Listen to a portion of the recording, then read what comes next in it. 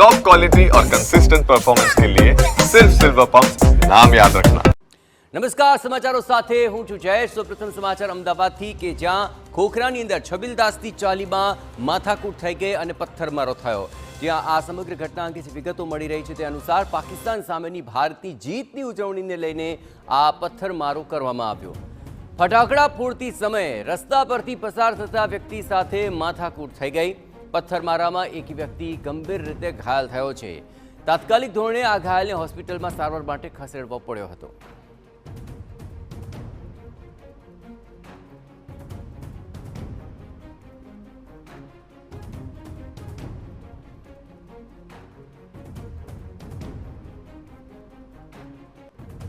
बच्चे फटाके फोड़ने बाहर आए तो दो मियाँ भाई के लड़के जा रहे थे गाड़ी पे, तो उन्होंने उनके ऊपर थोड़ी सी चिंगारी उड़ी तो उन्होंने मेरे बच्चे को माँ बहन की गाली दी और उतर के मेरे बच्चे को बोची से पकड़ लिया और फिर वापस गए और 17 जने का टोला लेके वापस आए वो लोग मारने और मेरे भतीजे को पत्थर उठा के मारा उन्होंने माथे पे।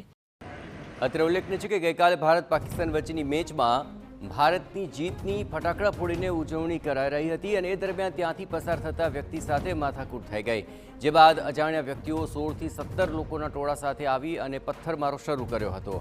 હાલ પોલીસે આ વિસ્તારના સીસીટીવી ચકાસી આરોપીઓની શોધખોળ શરૂ કરી છે। થોડાક અંધારાનો વિષય અત્યારે અંધારું છે। અહીંયા અંધારાની અંદર સીસીટીવી ને બધાની તપાસ બી ચાલુ રહી છે।